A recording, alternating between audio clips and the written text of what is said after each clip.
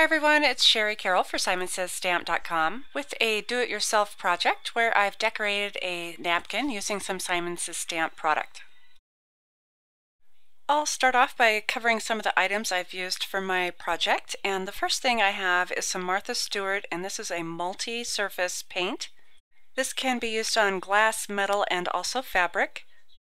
And also from Plaid is the Folk Art multi-surface paint, which can be used on the same surfaces. I also have some masking tape. You could use Post-it note or painter's tape as well. And then I've chosen some stencils which all have really nice open spaces. Another thing you'll need is a stencil brush, and it should be size appropriate for your stencils. I have washed and pressed out my napkin so it lays flat. And I'm going to go ahead and put some masking tape down just to hold it in place while I'm doing the stenciling. As you know, fabric will kind of stretch a little bit and I don't want it to move at all. So I'm going to go ahead and grab a long piece of masking tape and I'm just going to put it right on that edge and press that down really well. Now I can go ahead and put my stencil in place where I want it, and again I'll be grabbing little pieces of masking tape and just making sure that I have everything laying down flat before I add the paint, and also adding some around the edges so I can flip it up and look at it as I go. Okay, now that I have everything taped down, I'm going to go ahead and squeeze out a little bit of my paint onto my tray here, and I'm going to grab my stenciling brush. And what I want to do is just to do this dry. So my brush is very dry, and I've pulled out some of that paint and have created another little puddle, and now I'm just going to go ahead and go in and just tap around and go directly straight down onto the napkin, and this way none of the bristles will get under this stencil. If you feel that some of the edges might be a little bit close and that you might hit another hole in the stencil, go ahead and add some extra masking tape like I did here. Then I'll go back into my paint and continue tapping that right into that material. I'll be doing my gray paint first, and so I'm going to go ahead and skip one of those dots and move on to the third one over. And again, I'll go ahead and grab some of that paint and start stenciling in. Now I'm ready to add in some of my coral salmon color, and I have cleaned and dried my brush. So again, I've picked up some of that paint and I'm going and placing it into a secondary area where it spreads out really nice. And I have extra tape around, and I can go ahead and start pouncing this into the napkin as well. At this point, I have finished my stenciling and it's dried, and now I'm going to stamp some rings, and this is using the Scribble Flowers by Simons Says Stamp.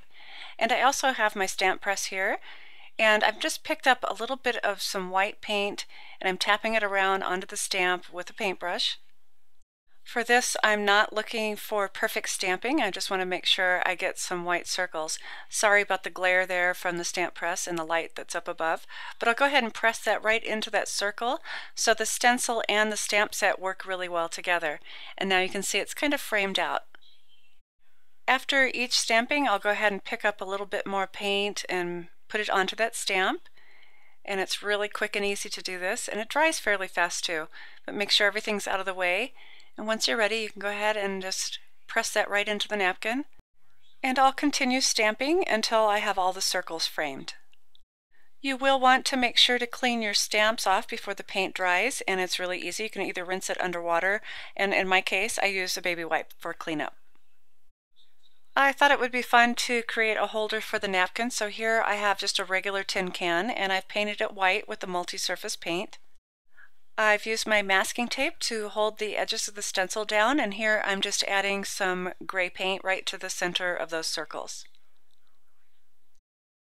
As a finishing touch for my project, I have some of the Tim Holtz crinkle ribbon, and I do want to stain this with the same coral or salmon color paint that I have. So I've just sprayed it with a little bit of water, and now I'm rubbing it between my palms and my fingers to go ahead and crinkle that up. This helps get rid of the fold lines that it gets from the packaging, and I'll do this a couple times to make sure I get it really nice and wrinkled. Next, I'll kind of spread this out and put it into my dish. And I am working in a little glass dish so that I can use my paints and clean it up well. And now I'm going to go ahead and add some of my paint, and just a little squirt will do me. I'm going to go ahead and squirt this down with a little bit of water, and this will just make it a little more fluid. And I'm using my paintbrush, and I'm just pushing that paint right into that ribbon. As one last final step, I'm going to go ahead and add a little bit more water.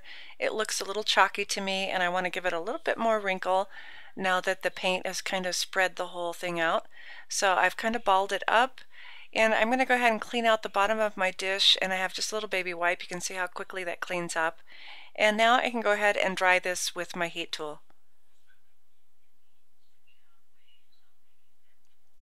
To finish things off, I did some additional stamping of the white rings in the centers of my colored circles, and then I tied my bow around the can. I hope I've given you some inspiration on using your stencils and stamps for a do-it-yourself project. Thanks for watching.